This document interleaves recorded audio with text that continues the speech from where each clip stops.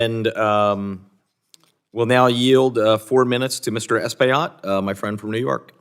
Thank you, Mr. Boyle. Thank you, Mr. Chairman. So we're facing an impending shutdown, and we're here discussing this bill that may not have the votes on the floor as it was manifested yesterday, the difficulties of getting a majority of the votes to pass legislation on the floor.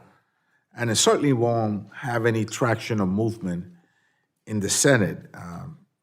And though those in the other side of the aisle insist that they are the party that knows how to drive economic development and the party of fiscal austerity, we are facing, if we go through the shutdown, work furloughs, we'll see a stalled economy and a drastic delay in crucial services. And this is just about 2 weeks away. So here we are discussing a bill, although there was a handshake and agreement between the Speaker and the President of the United States, intended to avert, at that time, a major economic meltdown, not just in our nation, but in the world. Meanwhile, the bill that we are discussing here today further reneges on a bipartisan budget agreement that was reached, as I said, earlier this year. And it demands additional cuts. And my colleague from Buffalo itemized these cuts, and it's death by 1,000 cuts. And despite the promises that Medicare will be protected, and we heard how everybody complained that it was a farce, that Medicare and Social Security will be protected. Well, guess what? This budget disincentivizes providers from seeing underserved communities, making accessing care harder for nearly 3.8 million New Yorkers in my state of New York who use Medicare. The bill also cuts SNAP, Supplemental Nutrition Assistance Program, and TANF, the Temporary Assistance for Needy Families Program. So we're trying to say that this may incentivize people to go to work. I think it will make people go hungry, Mr. Chairman, and so this is, again, another attempt that will hurt the neediest among us. The only people that this bill helps are wealthy people, and Americans should be offended that we are debating this instead of coming up with real solutions to drive economic development and support the average American. Again, Mr. Speaker, Mr. Chairman, this is an exercise in futility. We don't know if the votes are there, and certainly it will not move in the Senate. And yet, we're facing an impending shutdown. We should be working to prevent the shutdown at any cost. It will hurt federal workers.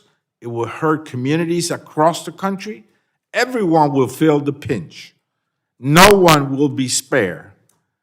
And it will be in our hands if we're not able to avert that.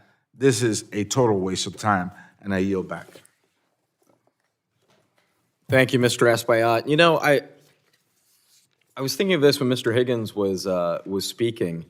I'm reminded of something that I apologize. You've heard me say before, but it's sincerely true. You can always tell when there's a Democrat in the White House, because that's when Republicans rediscover the debt issue.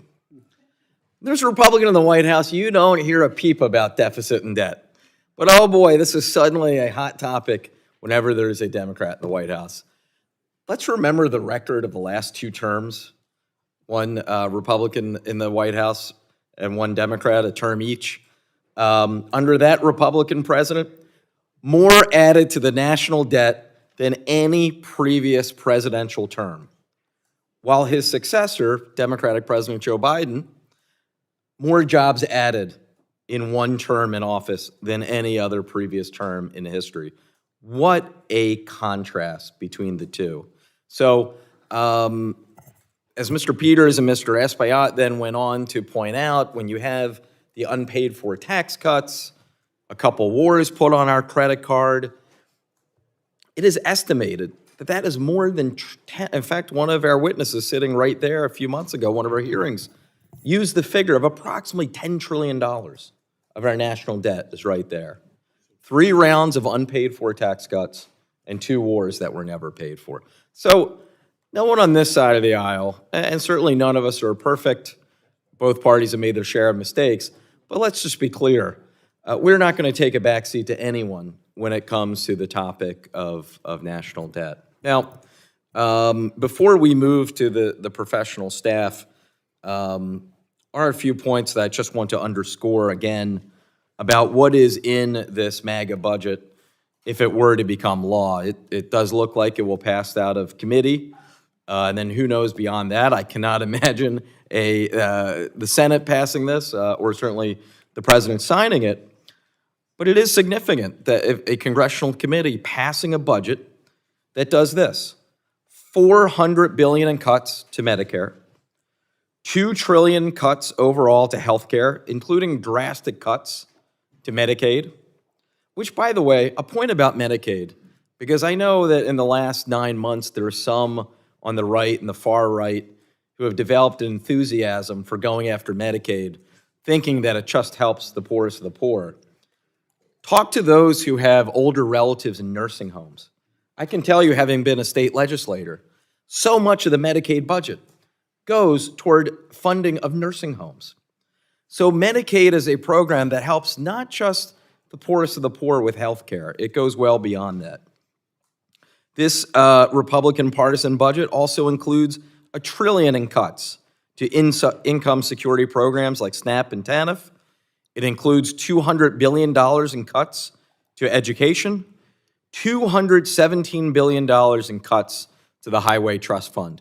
Boy, I can tell you, speaking as someone who's from Northeast Philadelphia, that explosion on I-95 or underneath the I-95 overpass happened in my district. More than 160,000 vehicles a day were affected when that was out. Working very closely with this administration and folks from all levels of government, federal, state, and local, we were able to get that fixed and traffic back up and running in 12 days, a record. And I, again, as I have before, publicly thank President Biden, who immediately called me the next day after it happened. That was an all-hands-on-deck moment. We were able to do that because we knew that 100% of the costs were going to be picked up by the federal government within the first 90 days. We cut the Highway Trust Fund, which has run into its own problems in recent decades, as Mr. Blumenauer knows, and he's been a great advocate on this, as the revenue from the gas tax continues each and every year to decline in real terms. Squeezing another $217 billion from the Highway Trust Fund is something we cannot afford. And then finally, this also cuts funding to protect children from lead poisoning and provide safe and clean drinking water. So this is not the way, this is in no way balanced, does nothing on the revenue side, and it's all on the cut side. And it's important for people to realize what the real-life impacts would look like of $13 trillion in cuts that are included here in this budget. So with that, and saving about 18 minutes, happy to yield back and continue with our markup.